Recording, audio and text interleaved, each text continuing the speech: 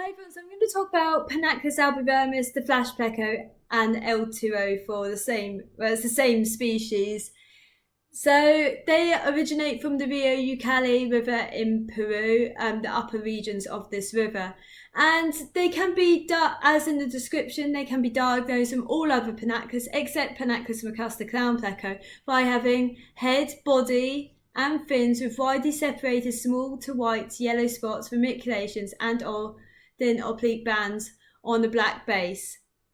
And then further described from Panaqolus macusta. Personally, I find that Panaqolus macusta tends to be a bit more stumpy, a bit more chubby, but Panaqolus albivermis can be diagnosed from Panaqolus macusta by having a black base colour versus brown, by having parallel dentary tooth cups, which are a bit difficult to see really, and by having a larger known adult body size. And the original description actually says that Panaqolus albivermis grows to 9.5 centimetre standard length compared to 8.4 centimetre standard length for the Panaqolus macusta. And the actual total length of Panaqolus albivermis is long, and because the total length, it will include that caudal extensions onto that fin, which does make them prone to fin nipping. So they're not great with quite a few fish that are prone to it. So quite a few tetra might be tempted to.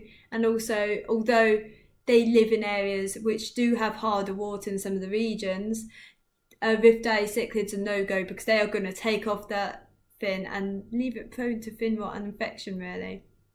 So how to sex them? Well, the males get, what's called hairy actually. Well, you can call it hairy. And it's odontodes. So odontodes are sort of dentine sort of spikes almost. And the males get much more longer ones, especially around the caudal, peduncle and the pectoral spine, and also longer ones at the operculum of the gills.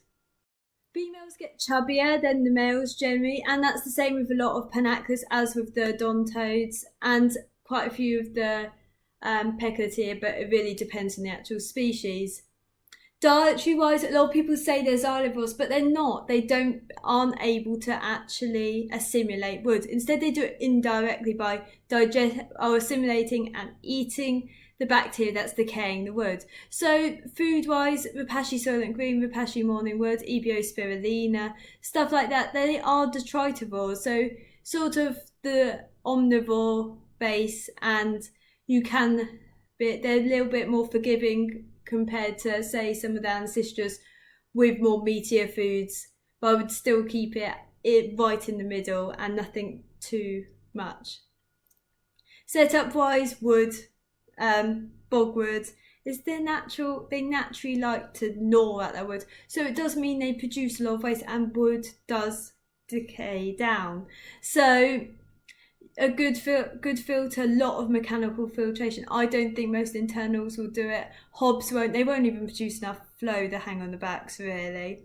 And I would go with externals if possible, unless you're willing to clean that filter a lot. And they do require a lot of water changes because they are really messy fish. And I don't think they're great for beginners because of how much mess they do produce compared to, say, Hypostominae, which don't have high wastage levels on their diet.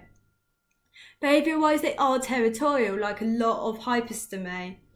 So they will need loads of hiding places and breaks in eye line. And I find they sort of get worse with sexual maturity, and they do improve after they sort of mature. And they are even worse with their own species. And I have two males, and the one's finished sexual maturity and he's a lot more calmer, but the other one's only just started.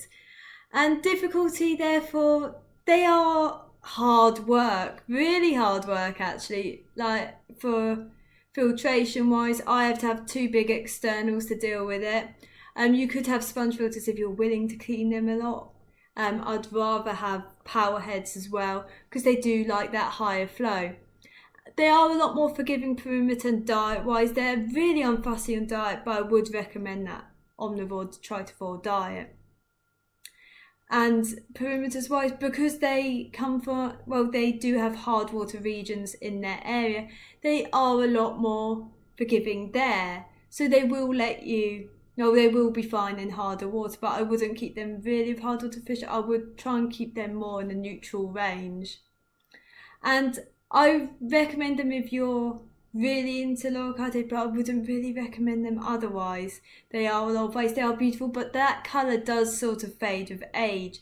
And it really depends on that individual. And a lot of Hypostominae do change with age and whether you want that adult fish compared to the juvenile, and this is one of them.